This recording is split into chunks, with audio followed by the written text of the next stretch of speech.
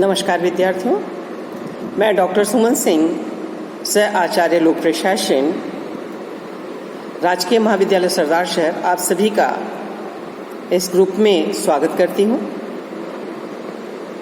कोविड-19 के कारण आप लोगों की रेगुलर क्लासेस कॉलेज में नहीं हो पा रही है, क्योंकि इससे संक्रमण अधिक फैलने की संभावना है। इसलिए आप सभी को इस व्हाट्सएप ग्रुप के द्वारा समस्त प्रकार की जो अध्ययन सामग्री है और यूट्यूब के माध्यम से रीडिंग मटेरियल और आपको समझाने का जो भी आपके सिलेबस है उसे पूर्ण करने का प्रयास किया जाएगा। जब तक क्लासेस नहीं हो पा रही हैं तब तक के लिए व्यवस्थाएं की गई हैं। तो आज जैसा कि आप लोग तो फर्स्ट ईयर और सेकेंड ईयर दोनों पढ़ चुके हैं, आप लोगों को पता है कि पेपर किस तरह से आते हैं, लेकिन फिर भी शॉर्ट में मैं एक बार आपको बताना चाहूँगी कि इसमें 2 प्रश्न पत्र हैं। पहला प्रश्न है तुलनात्मक प्रशासनिक व्यवस्थाएं और दूसरा प्रश्न है स्थानीय प्रशासन। ये दोनों पेपर हैं और दोनों पेपर 100 अंकों का होता है और 100 अंक का जो विभाजन किया गया है, जैसा कि आपको तो पता ही है कि 10 छोटे छोटे क्वेश्चन आएंगे जो कि 2-2 नंबर के होंगे और इनका अधिकतम 50 शब्दों में उत्तर देना होगा, तो ये 20 अंक का हो जाता है। दूसरा जो पार्ट होता है उसमें 5 क्वेश्चन होते हैं और उसी में आंतरिक वैकल्पिक प्रश्न भी होते हैं और ये जो है प्रत्येक प्रश्न जो है वो 7 अंकों का होता है। तो इसे 5 क्वेश्चन आपको करने होते हैं, तो ये हो गया 7-7 नंबर का 35 मार्क्स के। और लास्ट जो तीसरा खंड है वो वर्णनात्मक प्रश्न का है। उसमें 5 यूनिट से करीब उसमें 5 क्वेश्चन होते हैं, जिसमें कि आपको 3 करना होता है और 15-15 नंबर के एक क्वेश्चन होते हैं। तो ये 45 मार्क्स के ये हो गए। तो 45 + 35 + 20 ये आपके हो गए 100 मार्क्स। 100 मार्क्स का ही इसी तरह से दूसरा पेपर भी 100 मार्क्स का और ये भी 100 मार्क्स का होता है। तो चूंकि आज ये आपकी पहली क्लास है, आज प्रारंभ कर रहे हैं हम सभी, तो मैं YouTube पे हर चैप्टर समझाने का भी प्रयास करूंगी और साथ में ही उसका कंटेंट भी आपको अवेलेबल कराऊंगी, जिससे कि आप घर पे रह करके और अध्ययन कर सकें। तो इस सिलेबस जैसे और क्लासेस में आपने देखा था 5-5 यूनिट में बटा हुआ था, तो अपना थर्ड ईयर का जो क्वेश्चन है, थर्ड ईयर का जो सिलेबस है वो भी 5 यूनिट में बटा हुआ है।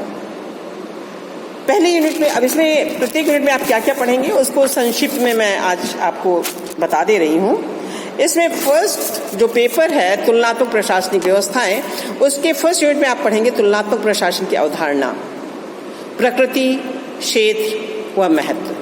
मतलब तुलनात्मक लोक प्रशासन क्या है, उसकी प्रकृति क्या है, उसके क्षेत्र क्या है और वर्तमान समय में तुलनात्मक लोक प्रशासन का क्या महत्व है। इसके अलावा विकासशील और विकसित समाजों के प्रशासन के लक्षण क्या हैं, FW रिग्स का क्या योगदान है और इसी के साथ ही ग्रेट ब्रिटेन, अमेरिका व फ्रांस के संविधान की जो प्रमुख विशेषताएं हैं उसके बारे में भी हम अध्ययन करेंगे। सेकेंड जो यूनिट है वो है भारत एवं अमेरिका के राष्ट्रपति के पद की स्थिति का तुलनात्मक अध्ययन करना है। इसमें ये देखना है कि अमेरिका के राष्ट्रपति की क्या शक्तियां और स्थिति है, उनका पद क्या है, और साथ में भारत का और अमेरिका दोनों के बीच की तुलनात्मक अध्ययन हम लोग करेंगे। इसके अलावा ग्रेट ब्रिटेन की जो संस्थात्मक प्रणाली है, अमेरिका और फ्रांस की अध्यक्षात्मक शासन प्रणाली, इसका भी अध्ययन हम सेकेंड यूनिट के अंतर्गत करेंगे। थर्ड यूनिट में ग्रेट ब्रिटेन, अमेरिका, फ्रांस, चीन तथा नेपाल की जो प्रशासनिक व्यवस्थाएं हैं उनकी प्रमुख विशेषता क्या है, इन सभी का अलग अलग हम अध्ययन करेंगे। जब अलग अलग अध्ययन करेंगे तभी हमें ये जानकारी मिल पाएगी कि आखिर सभी देशों की जो प्रशासनिक व्यवस्थाएं में क्या विशेषता है और किस किस चीज़ में डिफरेंशिएशन है, दोनों में किस चीज़ का अंतर दिखाई देता है। इसे मैं YouTube चैनल के सहयोग से YouTube चैनल के द्वारा मैं इसको अंतर को अच्छी तरह से स्पष्ट करने का प्रयास करूँगा। और इन्हीं देशों की जैसे ग्रेट ब्रिटेन, अमेरिका, फ्रांस, चीन और नेपाल का केंद्रीय प्रशासन क्या है और उसमें लोक सेवा की भूमिका और प्रकृति क्या है, इसके बारे में भी आप 3rd यूनिट में अध्ययन करेंगे। इसके बाद जो 4th यूनिट है, 4th यूनिट में ग्रेट ब्रिटेन में ट्रेजरी, मंत्रिमंडल सचिवालय, अमेरिका में स्वतंत्र नियामकीय आयोग और अमेरिका के राष्ट्रपति कार्यालय का संगठन क्या है, कार्य क्या है, इसके बारे में 4th यूनिट में हम अध्ययन करेंगे। 5th यूनिट में फ्रांस के राज्य परिषद, स्वीडन के ओम्बुड्समैन, भारत के लोकपाल और संयुक्त राज्य अमेरिका के राज्य प्रशासन के बारे में हम अध्ययन करेंगे। और संयुक्त राज्य अमेरिका का जो विदेश विभाग है उसके बारे में भी हम वर्णन करेंगे। तो ये तो हम लोग जो 5 यूनिट हो गया, तुलनात्मक प्रशासनिक व्यवस्थाओं के अंतर्गत इनका अध्ययन हम करेंगे। उसके बाद दूसरा प्रश्न पत्र आता है जिसे कहते हैं स्थानीय प्रशासन। ये चीज़ें मैंने आपको पहले भी एक विशेष चीज़ जो मैंने आपको शायद फर्स्ट ईयर में ही बच्चों को मैं बताती हूँ कि आप लोगों का जो सिलेबस डिसाइड किया गया है वो स्टेप बाय स्टेप डिसाइड किया गया है। कैसे? फर्स्ट ईयर में आपने केंद्रीय प्रशासन के बारे में पढ़ा, जिसमें कि राष्ट्रपति, प्रधानमंत्री, मंत्रिमंडल, मंत्रिपरिषद, इन सब के बारे में अध्ययन किया और वित्त मंत्रालय और वित्त मंत्रालय वगैरह का, गृह मंत्रालय का अध्ययन किया। राज्यों में राज्य प्रशासन के बारे में अध्ययन किया, जिसमें राज्यपाल, मुख्यमंत्री और ये आपके RSEB, रेवेन्यू बोर्ड, इन सब के बारे में पढ़ा। जो स्टेट लेवल की जो एडमिनिस्ट्रेटिव मशीनरी है उसके बारे में पढ़ा। और 3rd ईयर में आप कहते हैं जैसे सबसे निम्नतम स्तर भी, निम्न तल का जो तीसरे स्तर का जो तीसरा पायदान है वो है स्थानीय प्रशासन। सबसे पहले केंद्रीय प्रशासन, फिर राज्य प्रशासन और उसके नीचे स्थानीय प्रशासन।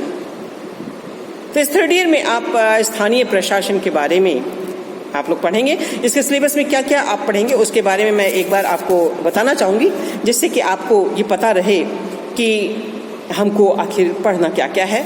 तो सबसे पहला जो इसको भी 5 यूनिट में बांटा गया है और 5 यूनिट में जो फर्स्ट यूनिट है उसमें आप पढ़ेंगे स्थानीय स्वशासन का अर्थ, प्रकृति व आधुनिक राज्य में महत्व, भारत में स्थानीय स्वशासन का जो विकास के चरण है उसके बारे में हम पढ़ेंगे।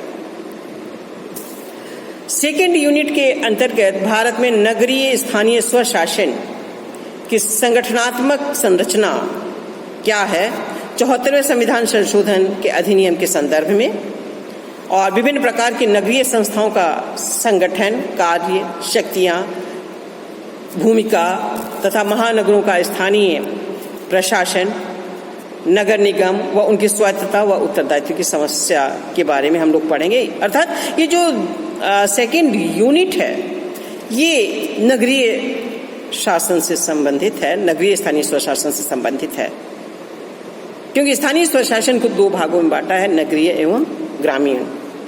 तो जो नगरीय संविधान संशोधन हुआ था उसको 74वां संविधान संशोधन के नाम से जानते हैं, और जो ग्रामीण संविधान में संशोधन किया था ग्रामीण प्रशासन से संबंधित उसको 73वां संविधान संशोधन करते हैं।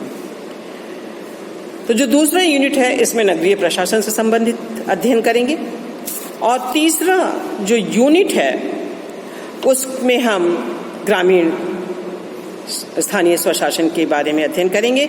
इसमें हम पढ़ेंगे भारत में लोकतांत्रिक विकेंद्रीकरण का सिद्धांत व व्यवहार, 73वें संविधान संशोधन में पंचायत राज की संस्थाएं जिसमें जिला परिषद, पंचायत समिति, ग्राम पंचायत तथा ग्राम सभा, इसका संगठन एवं कार्य का अध्ययन करेंगे। 4थी यूनिट जो है उसमें ग्रामीण व नगरीय सरकारों में कार्मिक प्रशासन, क्योंकि कार्मिक प्रशासन को चाहे वो नगरीय शासन में हो चाहे ग्रामीण शासन हो, एक दूसरे में उनका भी ट्रांसफर हो सकता है। तो इसलिए इनके जो प्रक्रियाएं हैं, भर्ती प्रक्रियाएं वो समान हैं। इसीलिए जो 4th यूनिट है उसमें ग्रामीण व नगरीय सरकारों के कार्मिक प्रशासन, भर्ती, वर्गीकरण, पदोन्नति, प्रशिक्षण तथा स्थानीय कार्मिकों की सेवा शर्तों की जो समस्याएं हैं उसके बारे में हम अध्ययन करेंगे। लास्ट यूनिट है भारत में स्थानीय संस्थाओं का वित्तीय प्रशासन, स्थानीय संसाधनों का सशक्तिकरण, राजस्थान राज्य वित्त आयोग का संगठन एवं कार्य और राज्य स्तर पर ग्रामीण व नगरीय संस्थाओं पर नियंत्रण का तरीका, राज्य के स्थानीय शासन निदेशालय, पंचायत तथा ग्रामीण विकास विभाग की भूमिका। तो इस तरह से हमने देखा कि इस सेकेंड ईयर के जो सेकेंड पेपर है उसमें स्थानीय प्रशासन के बारे में हमको पूरा अध्ययन करना है। आप सभी इस व्हाट्सएप ग्रुप से जुड़े रहें। आपको समय समय पर रीडिंग मटेरियल्स जो भी अध्ययन सामग्री है आपको उपलब्ध करवाई जाएगी। क्योंकि अभी कोविड-19 के कारण आप महाविद्यालय में रेगुलर क्लासेस अटेंड नहीं कर सकते, इसलिए सरकार के द्वारा आपके हित में ये यूट्यूब श्रृंखला और साथ ही ई कंटेंट के द्वारा आपको आपके अध्ययन की समस्त सुविधाएं उपलब्ध करवाने हेतु कार्य किया जा रहा है।